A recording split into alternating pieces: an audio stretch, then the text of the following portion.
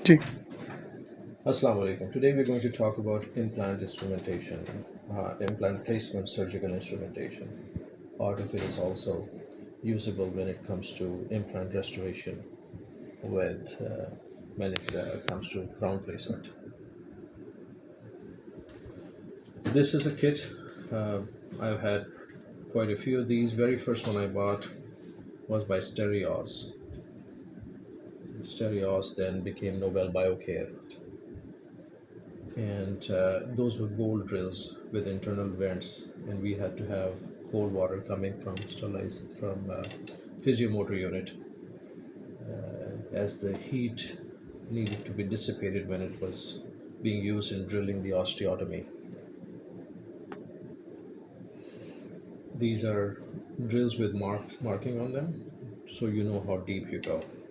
But I eventually came to realize all of this was useless because we don't want to be drilling into bone like it is wood.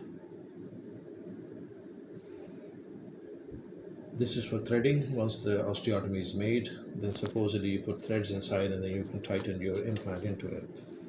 But if you were to look at every implant system, they propagate that their implants are self-drilling or self-tapping. So we move towards screw tome kit. They also call them bone expansion kit. This is what is normally available in the market, and I came to realize that the circular saws are also useless because we have better techniques than to split the ridge. These are used for splitting the ridge. Drilling, of course, is going away, and I do not want to place my implant using a physio-motor unit because I want to precisely control every single angle of the implant that goes in. So I'm going to take this kit and I'm going to totally put it on the side. The only two things usable from that kit are these two things. One is a hand driver and one is a ratchet. On the ratchet, if you notice, what I did was I put in I, that means this is what drives the implant in, and O, that drives the implant back out or the instrument. And this is from Biohorizon, and I'll put it back in.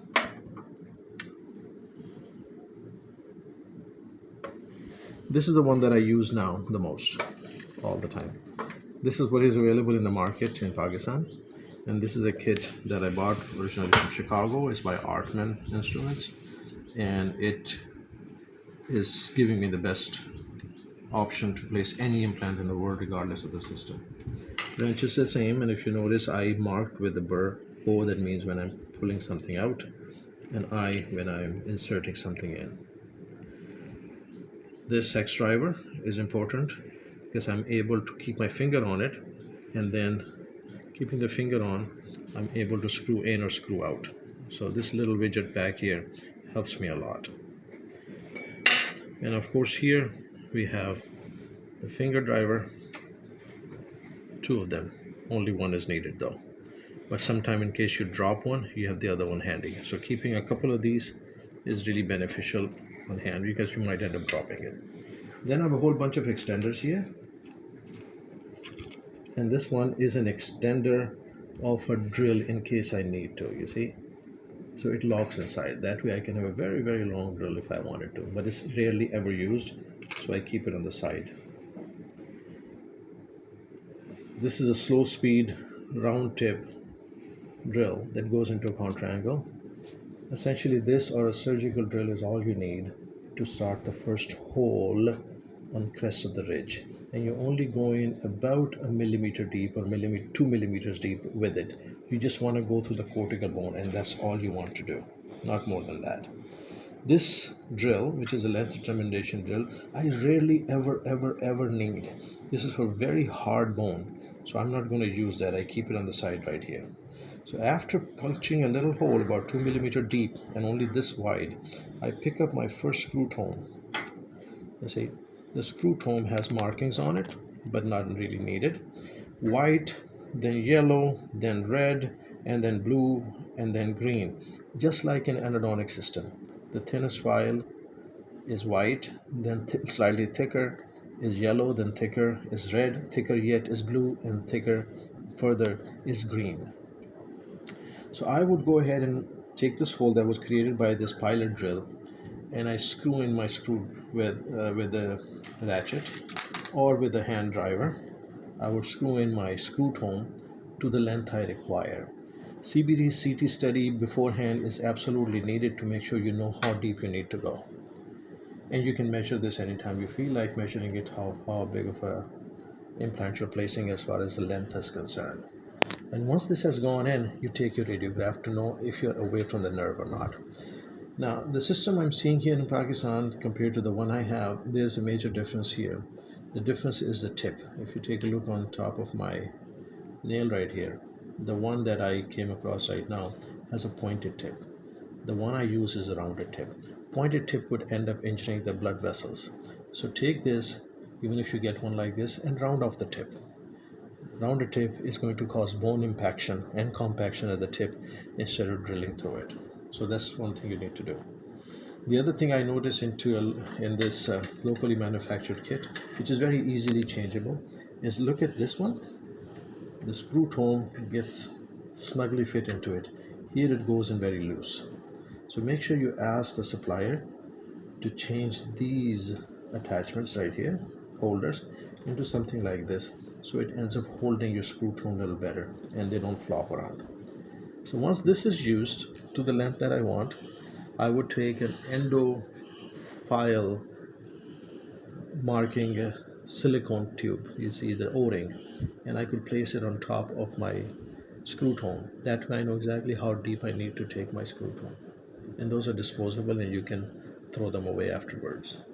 But anyhow, after I've done using it, I bring it out and my assistant would take this and they would take hydrogen peroxide gauze and undo the thread like this to clean out the threads of any blood and patient materials. And they're supposed to do it twice and then take another gauze which is soaked in just plain distilled water and in a way wash it away and clean it. And then they'll pop it right inside right there. Not all the way through, so as it goes into sterilization, everything is cleaned again. Then I would go to the second one, then to the third one, wider yet, wider and wider and wider. In case I come to an area where it is very hard to drive my implant in, I would be using this last one and I would be using a ratchet. Once it screw tone goes deep inside, then I would have to take one of these extenders, and if you take a look, the extenders are of two different lengths, short extender and long extender. So I would put the short extender up on top and drive my screw tone inwards.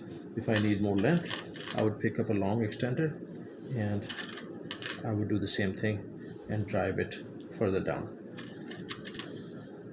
One thing I did, and I'll show you, with my extenders, these are made for the square screw tones. The other ones I have inside are hex driven or square ones. The square one would fit on this, although they look the same from the outside, but the hex driven one won't fit on this. This hex driven one is made particularly for my implant system, so I don't have to take away the implant carrier from it. Another thing is, if I were to take the implant carrier inside, then I can engage this into the hex, internal hex of the implant, and also drive the implant. These are implant level, platform level drivers. These are drivers which are made for the implant carrier. The reason I would prefer the implant carrier level drivers is because the implant carrier is made by the manufacturer to fit into the implant very well, and when you're driving the implant in, any damage that happens to the implant carrier. But if you were to remove the implant carrier and put this directly into the implant and you're driving it in, and in case the bone is hard, you can end up fracturing the implant itself. So all of these things are available, and I have them in multiple formats, two lengths for different implant systems. I want to use them, so I keep them on the side. The one I use the most, like I said, is the hex driver, internal hex driver with 6 sides that fits into the implant of my choice at that time. And we also have internal squares and internal hex. In Pakistan, we have a great opportunity to take your implant carrier, send it to a local manufacturer, and they'll make your driver to match that exactly. So no matter which system you're using, modify your kit to make that. But this is what you need. It also had, you see, spaces for pins. I don't use pins because I'm going to place the implant screw home inside and take a radiograph, and I would know exactly how deep I am and how deep I need to go. Having said that, we come back to this now. Once this implant is going in, I would consider this an implant, although it's a screw home. As it is going in, I'm able to take a look at it. Once it's all the way inside, this part would represent the crown and the abutment. So I have then no problem with the angulation. I can see in the mouth if the angulation from anterior posterior is right or not. If I need to adjust it facially or lingually, I can do that even at a smaller scale compared to when I come to the larger screw tone. Secondly, I know if my occlusion is centered. The retention screw should be in the center of the occlusion, slightly towards the functional cusps. But even if you forget about the functional cusp, put this right down the center. You'll get much more aesthetic restoration afterwards. I have seen implants being done like this. One implant is slightly lingual, the other one is slightly facial. And the reason it happens is that when you look at the osteotomy on both of them, they look straight, but the angulations are off. So when I'm doing two or three implants together to each other, I start with one, then I do the second one and third one, and I leave them in place. And then I'm able to judge how my crowns are going to be. So a screw tome is much better system than drilling something, because you don't have the benefit of looking at your abutment or a pseudo abutment at the time of implant placement. I am in the practice of restoring so many implants in which the implants were placed wrongfully angulated. And it's a very hard time for me to do it later on, but I got to do it. So I suggest to the person who did those implants, I always try to give them a feedback that please use screw tone so you can correct the angulation. Don't place your implants like that, and don't place them convergent or divergent. You can place them properly, and these screw tones, once placed inside the bone, will give you that opportunity. Secondly, with the drill system, you're drilling away the bone. With a screw tone, you're compacting the bone sideways. So in a way, you're doing bone grafting into the osteotomy site, and the load bearing capacity becomes quite good. Normally, unfortunately, in sales pitch in implant courses, they're having you place implants in bone and drilling into wood as bone. Our bone is not wood. Wood does not compact easily. But if the trabecular pattern inside the osteotomy breaks, it does not create a site where you cannot place an implant, but it gives you a very condensed and dense bone site, kind of like doing bone grafting. I have come across cases in which the bone was extremely soft, even when I finished my osteotomy. Then what I did, I stepped back, filled the osteotomy site with bone grafting material. Started with the first one again, the thinnest one. That way, the bone graft material that was put inside now was being compacted on the side, and I was doing, in a way, internal bone graft, and I was making the bone from the soft, thin, very easy to manipulate side to something which is dense and it can take the initial loads of the implants. I hope it helps. I'll try to make more videos later on surgical cases too, so you guys can all benefit from it. But again, recap, don't have these saws, take those out. You do not want to drive your implant with a physiomotor unit, do it with a ratchet. That way, in case the angulation is off, you can correct it at every single millimeter. The angulation will be better. Yes, it takes a little bit more time, that's fine. But of course, you're charging the patient for doing a good implant, not for you to save your time. Spend a little few extra minutes, but do it right, because the patient has to live with it for the rest of their life. Get something in which the screw home is held nicely and tightly. The drills are really hardly ever used. You keep them on the side. Manual driver is great. And then ratchet driver is the best. And make sure you get the one that fits your implant carrier. That is important.